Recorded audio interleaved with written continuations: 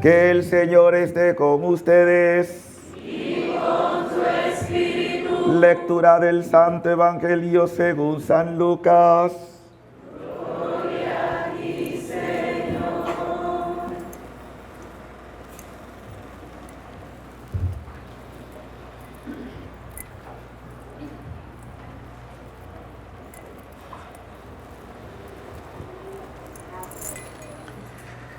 En aquel tiempo, como algunos ponderaban la solidez de la construcción del templo y la belleza de la ofrenda votiva que lo adornaban, Jesús dijo: días vendrán en que no quedará piedra sobre piedra.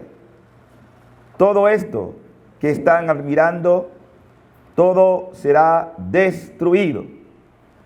Entonces le preguntaron: Maestro, ¿cuándo va a ocurrir esto?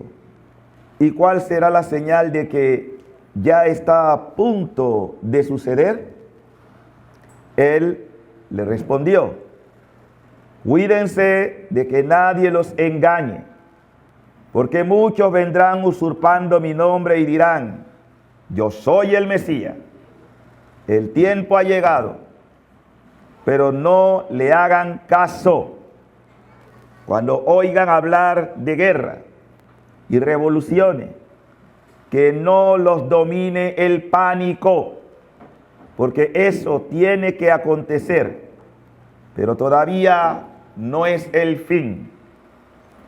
Luego les dijo: se levantará una nación contra otra y un reino contra otro. En diferentes lugares habrá grandes terremotos, epidemias y hambre, y aparecerán en el cielo señales prodigiosas y terribles. Pero antes de todo esto, los perseguirán y los apresarán. Los llevarán a los tribunales y a la cárcel, y los harán comparecer ante reyes y gobernadores por causa mía. Con esto ustedes darán testimonio de mí. Grábense bien que no tienen que preparar de antemano su defensa, porque yo les daré palabras sabias a los que no podrá resistir ni contradecir ningún adversario de ustedes. Los traicionarán hasta sus propios padres, hermanos y parientes y amigos. Matarán a alguno de ustedes y todos los odiarán por causa mía. Sin embargo, ni un cabello de su cabeza perecerá. Si se mantienen firmes, conseguirán la vida. Palabra del Señor. Gloria a ti, Señor Jesús. Palabra del Evangelio, se perdonen nuestros pecados.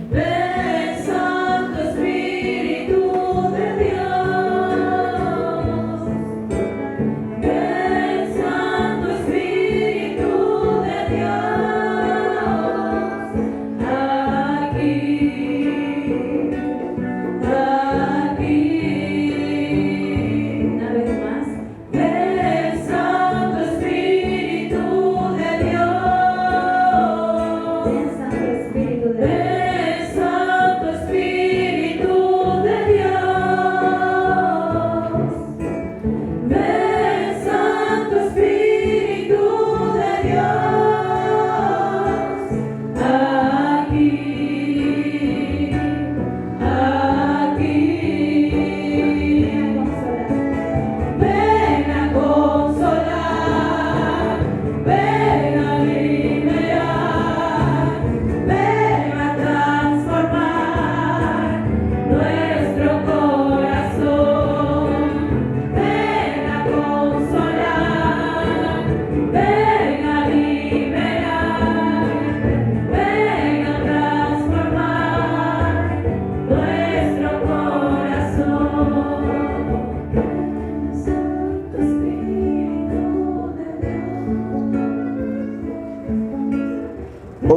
poder de Dios.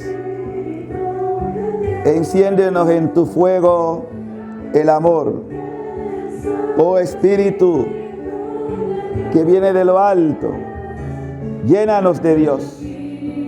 Oh Espíritu, óleo santo, úngenos en el amor.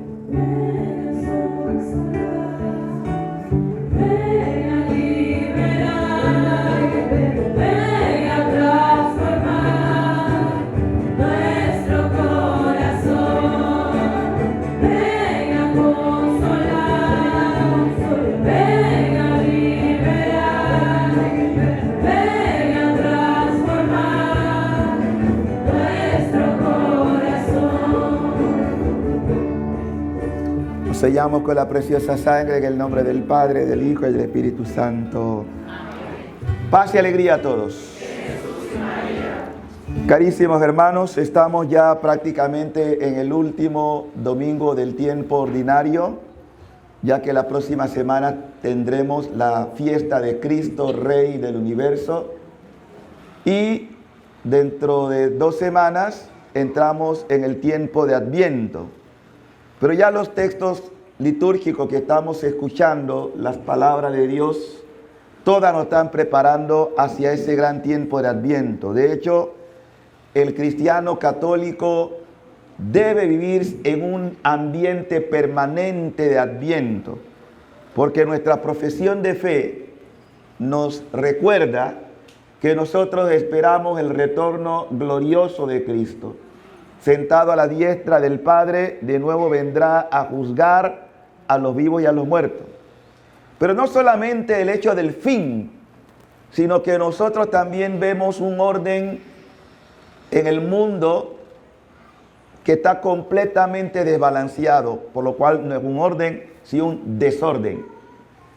No voy a hacer una radiografía porque no es el caso ahora de ver lo que está ocurriendo en nuestros países de América Latina. Ustedes están conscientes, han visto los medios de comunicación y todo lo que nos dice, pero lo que tenemos que escuchar sobre todo es esto, la palabra de Dios. Porque esta palabra es infalible, esta palabra no pasa. Los cielos y la tierra pasarán, mi palabra no pasará. Y no hay nada que esté escrito aquí que Cristo no vaya a cumplir. Ahora bien, quiero explicar esto porque hay muchos hermanos que yo veo que todavía no están conscientes de la hora que estamos viviendo.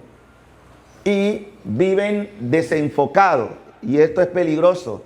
Porque todo lo que ustedes están viendo que está pasando en otros países, también nos va a tocar a nosotros. O sea, nadie se va a escapar de esta gran purificación social, política, económica, pero no hay que tener miedo, sino estar atento a lo que Jesús nos dice al final del Evangelio de este día. Dice nuestro Señor, si se mantienen firmes, conseguirán la vida. Repitan eso. Si se mantienen firmes, conseguirán la vida. ¿Y qué significa permanecer firme? Antes el Señor nos ha advertido que habrán falsos profetas, que habrán muchas cosas que nos pueden poner a dudar, a vacilar, a confundirnos. Yo quiero hoy en esta reflexión dar docencia porque me preocupa mucho católico, gente de iglesia que está despistada, es decir, que están desenfocada en la interpretación de los acontecimientos que estamos viviendo. Y cuando digo eso, lo digo en atención a que catalogan al Papa de falso Papa, de anticristo, de las cosas perversas. Y lo triste es que esto se va repitiendo en redes sociales y hay gente que me pregunta, me llama, me escribe, padre, ¿qué es esto? ¿Qué está pasando? Yo voy a explicar lo que está pasando. Porque nada de lo que está pasando para uno que está instruido en la palabra y en las manifestaciones marianas se debe dejar confundir. Muy sencillo, voy a explicarlo. Miren, ¿quién es la cabeza de la iglesia? No, Cristo. La cabeza de la iglesia es Cristo. Ahora, la cabeza visible que aparece y representa por la roca es la figura del Papa. Recuerden que Jesús le dice a Pedro, tú eres Cefa, piedra. y sobre esta piedra edificaré. No dice tu iglesia, dice mi iglesia. Por lo cual la iglesia es de Cristo. El fundamento es Cristo. De manera que aunque pueda fallar, y en la historia de la iglesia, porque esto también tenemos que tenerlo claro, en la historia de la iglesia ha habido papas que no han sido fieles. Es cierto, pero la iglesia dejó de existir por eso. No, ahí ha estado caminando. Ha habido papas que han sido una desgracia, ¿verdad? Pero la iglesia continúa para mostrarnos que si esto fuera una obra humana, no existiría. O sea, la iglesia es humana y divina. Y esa es la garantía que tenemos, que aunque uno pueda ser infiel, Dios siempre permanece fiel. Ahora Jesús nos hace advertencia. El texto que acabamos de escuchar es lo que llamamos un texto apocalíptico. La palabra apocalipsis significa revelar algo que en su momento está oculto, como esos telones de un teatro que de pronto se van abriendo y usted va viendo la escena, ¿sí? Apocalipsis, revelación, Dios va revelando. Y hay varios textos apocalípticos, no solamente el libro de Apocalipsis como tal, o libro de la Revelación, que es el último libro de la Biblia, sino este texto de Lucas es un texto apocalíptico. Y por eso Jesús le hace una observación. Quiero explicar primero, Jesús es la cabeza de la iglesia. Como cabeza de la iglesia, ¿qué le tocó vivir y sufrir a Jesús? ¿Qué le tocó vivir y sufrir? ¿Ustedes recuerdan algo que Jesús vivió y sufrió? Pasión, persecución, ¿qué más? Presión, traición, ¿qué más? Bueno, etcétera. Todo eso pasó Jesús. Si Jesús es la cabeza de la iglesia y experimentó pasión, persecución, muerte, la misma historia le tiene que pasar a su cuerpo.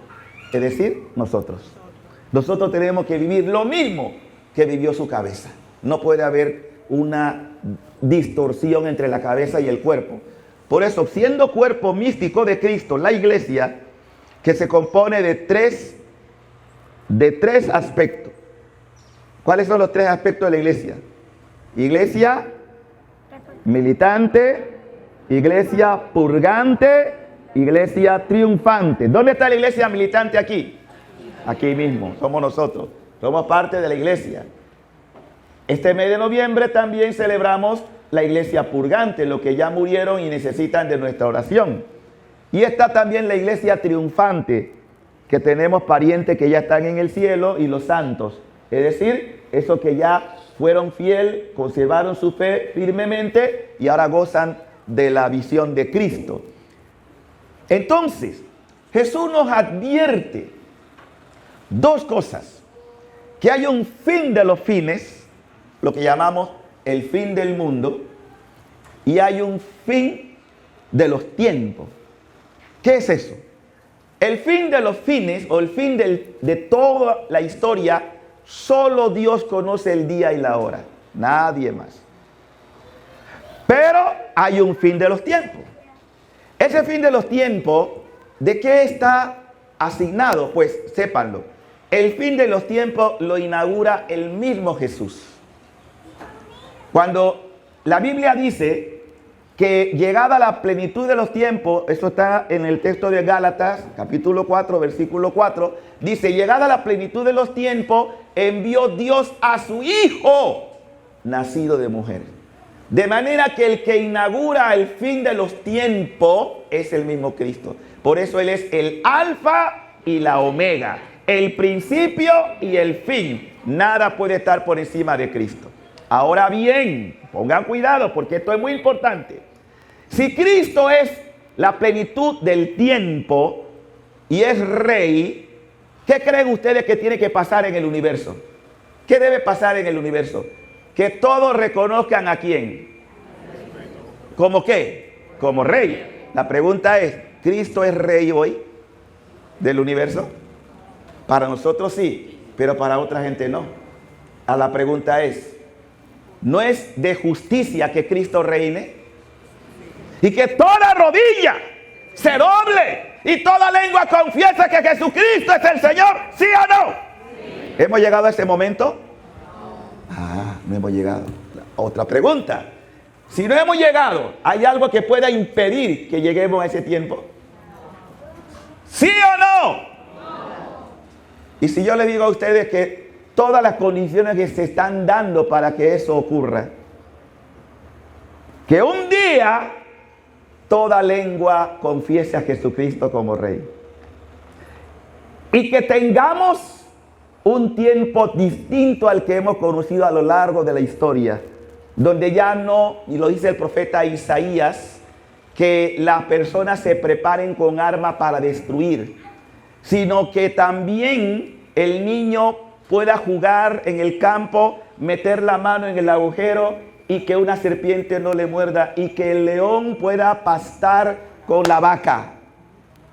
Tiempo de paz, tiempo de armonía, eso está dicho en la Escritura. ¿Ven? O sea, un tiempo de armonía. La pregunta, ¿llegaremos alguna vez en la humanidad a ver eso? ¿Qué creen ustedes? Pues la palabra de Dios dice sí. Ahora, ahí es donde está el tema. ¿Creo yo en la palabra? Miren que Jesús no dice nada que no se vaya a cumplir. Escuchen esto. En aquel tiempo, como algunos ponderaban la solidez de la construcción del templo y la belleza de las ofrendas votivas que lo adornaban, Jesús dijo: días vendrán en que no quedará piedra sobre piedra. Todo esto que están admirando será destruido. ¿Qué significa eso? El templo de Jerusalén, el templo de los judíos, era lo más sagrado que tenían. Ese templo fue destruido 2 veces y reconstruido 3. Perdón, destruido 3 veces, reconstruido 2 veces. Ya no se ha vuelto a reconstruir. Los judíos todavía tienen el deseo de poder reconstruirlo. Pero eso sí va a ser una misión imposible, porque ya no va a haber otro templo como el templo de Jerusalén en tiempo de Jesús. Porque Jesús ya nos dijo, no quedará piedra sobre piedra. Además, que Él también dijo que llegaría un tiempo en que ni en Jerusalén, ni en Garizim, que estaba el culto de los samaritanos, ya no va a haber necesidad de adorar aquí y allá. Llega la hora en que los verdaderos adoradores de Dios lo adorarán en espíritu y en verdad. Y eso es para que tú entiendas que el nuevo templo somos cada uno de ustedes, que adoramos a un Dios vivo, que está presente, y que el Espíritu Santo nos ha constituido en presencia de Dios vivo. Ese es el nuevo templo. ¿No saben ustedes que son templo del Dios vivo? ¿No sabes tú que eres templo de Dios? Y que Jesucristo ha venido a instaurar ese templo en cada corazón. Pero hay muchos corazones que aún no se enteran, ni idea tienen de esto. Por eso Dios está dispuesto a enviar sobre la tierra un nuevo Pentecostés, una nueva efusión del Espíritu como nunca antes, y que renueve la faz de esta tierra que está podrida. Porque es tanta la infectación y la fetidez que ya Dios dice, basta. Esto no puede seguir así. Porque le hemos dado la espalda a Dios. Porque hemos construido un mundo totalmente al margen de Dios. Miren, lo que Jesús profetizó se cumplió en el año 69-70. Yo me imagino cuando los discípulos decían, maestro, mira esta belleza. Cuenta las crónicas históricas que todo lo que era la parte de arriba del templo de Jerusalén, que era impresionante, habían láminas de oro. De manera que el judío, cuando iba subiendo, porque a Jerusalén nunca se baja, a Jerusalén siempre se sube. Y entonces cuando venían en peregrinación, así como cuando van uno a una peregrinación, a un santuario, la gente iba cantando, adorando. Y por eso hay un salmo que recoge muy bien este hecho, ¿no? Qué alegría cuando me dijeron, vamos a la casa del Señor. Ya están pisando nuestros pies tus umbrales, Jerusalén. Los judíos se alegraban por esto. Era una fiesta. Y por lo menos habían 3 peregrinaciones anuales del pueblo judío a la tierra prometida, al santuario. Y yo me imagino, por eso Jesús le duele, y hay dos acciones que Jesús realiza, bueno, varias, pero dos muy particular con lo que quiero resaltar. La primera, ¿qué habían convertido los judíos el templo? Cueva de ladrones, prostitución, dinero, mercado. Cuando Jesús entra y ve esto, como el profeta Isaías hizo un látigo. Uno diría, el Señor se volvió loco. No, es el celo santo. ¡Saquen todo esto de aquí! Ustedes han convertido el templo de Dios en cueva de ladrones. Para Jesús fue una cosa verdaderamente impactante. Ese mismo templo, hoy nos dice Jesús en la palabra, cuando decían, mira Señor la belleza, las ofrendas votivas que adornan, Jesús le dijo, días vendrán, no quedará piedra sobre piedra. ¿Saben ustedes que eso se cumplió? Al pie de la letra. Vayan a Tierra Santa. Solamente queda una pared donde los judíos todavía están así, adorando, así, como diciendo, ¿qué nos pasó? ¿Qué nos pasó? Desobediencia. ¿Qué nos pasó? No creyeron en las promesas, en las palabras del Señor. Y si yo le digo que va a pasar algo peor.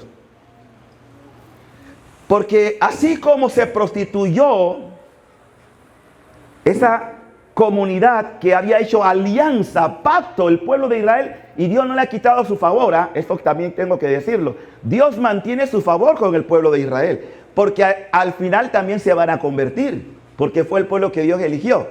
Pues bien, digo esto porque hoy también vivimos algo parecido. La iglesia está pasando por su peor momento. Siempre ha habido momentos difíciles, pero no es un secreto de todos los escándalos que están surgiendo. Y claro, frente a esto, la figura del Papa Pedro, que también quiero recordar que hasta el primer Papa, ¿qué hizo? Negó a Jesús. No digo que el Papa esté negando a Jesús, pero lo que quiero es que ustedes también entiendan que el Papa es un ser humano. Y como humano puede tener debilidades humanas, pero eso no quiere decir que por su debilidad humana yo voy a decir, no, este no es mi Papa. Todavía hay gente que se aferra a decir, el verdadero Papa es Benedicto. Cuando Benedicto ha tenido una y otra vez la necesidad de decir, él es el Papa. Y tan fiel es que si no estuviera, se hubiera ido del Vaticano, pero quiso quedarse allí para hacerse como hostia viva. No tengo duda que este hombre va a ser santo. Una ofrenda, orando, porque él fue el que vio todos los escándalos. Él dijo, yo estoy demasiado viejo para meterme con todas cajas de escándalos que ha habido en la iglesia católica. Por eso voy a dejar mi iglesia. El que esté sin pecado que tire la primera piedra.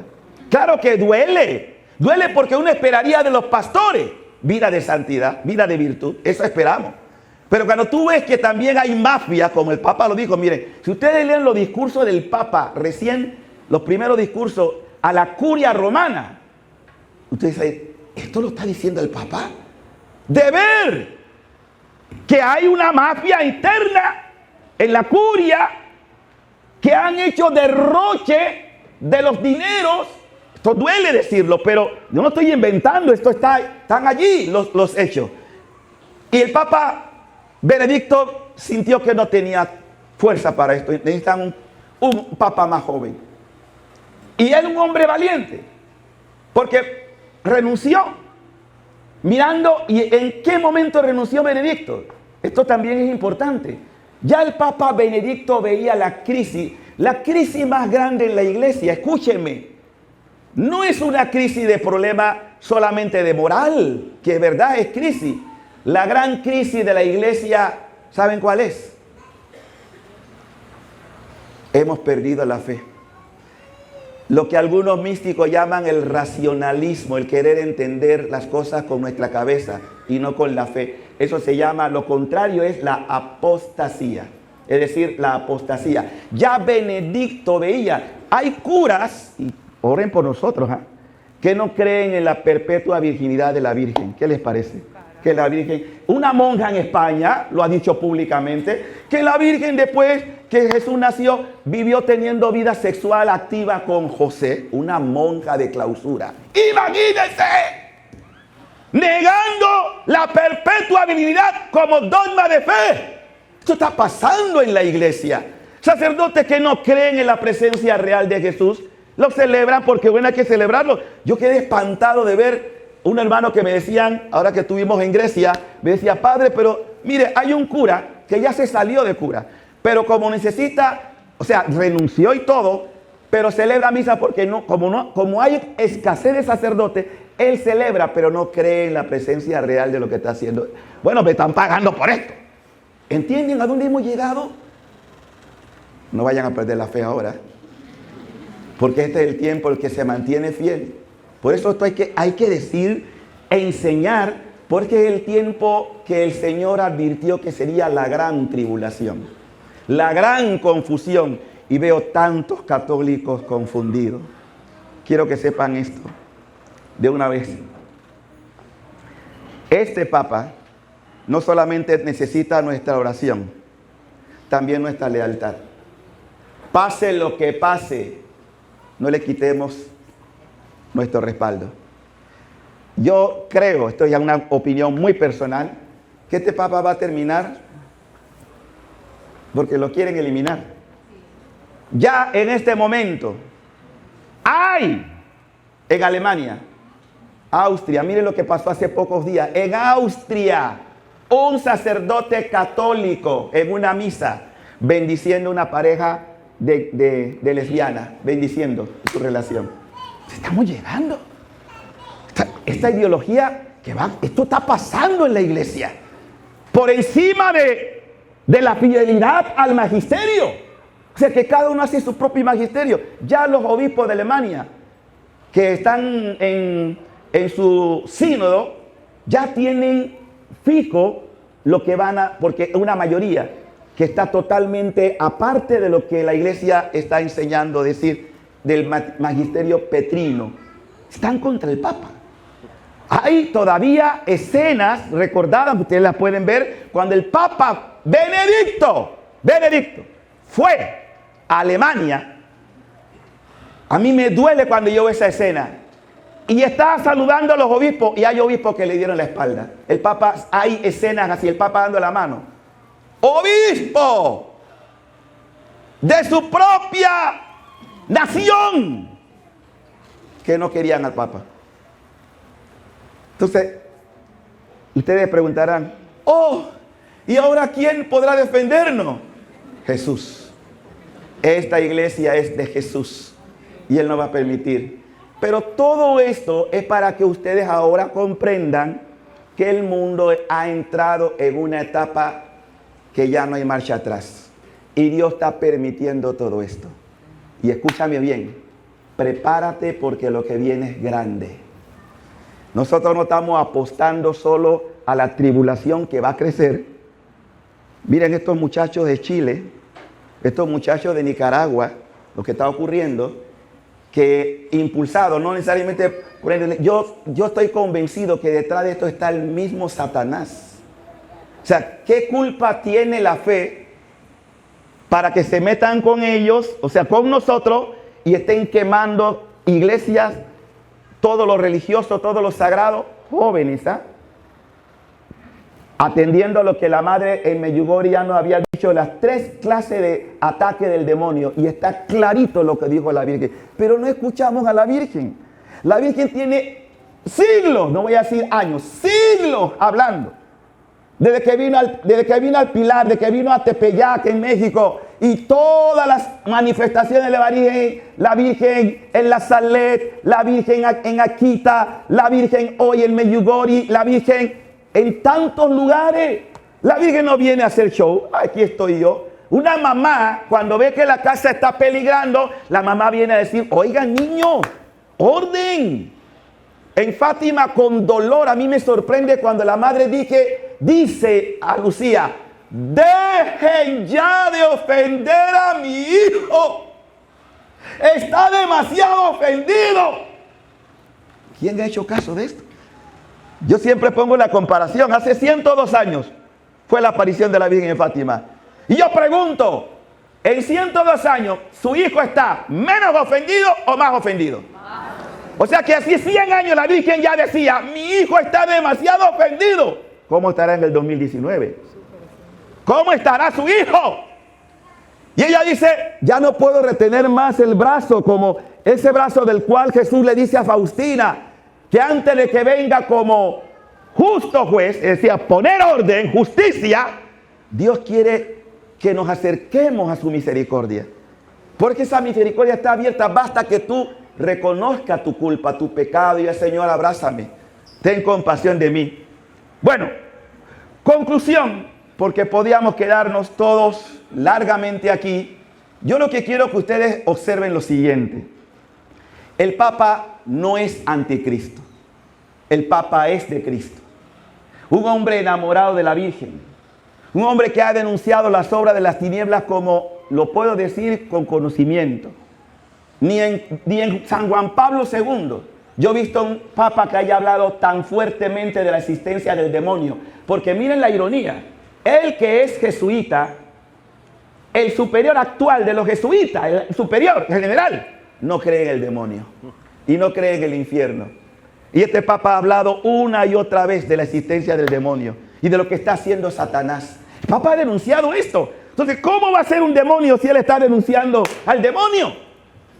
Porque es que escuché tal cosa y tristemente católicos que están, claro, como no tienen iluminación del Espíritu, la Virgen un día decía, pidan el Espíritu Santo, pídanlo. Este es el momento de pedir mucho Espíritu Santo y Él le va a conducir a la verdad, porque Jesús lo dijo, el Espíritu lo llevará a la verdad completa. Pero si tú no oras, si tú no tienes discernimiento en el Espíritu, ¿cómo te vas a sostener? ¿Te vas a llevar solamente por simples pasiones? Entonces, queridos hermanos, este es el momento crucial de la historia de la iglesia. Nunca antes la iglesia ha vivido un momento como el presente.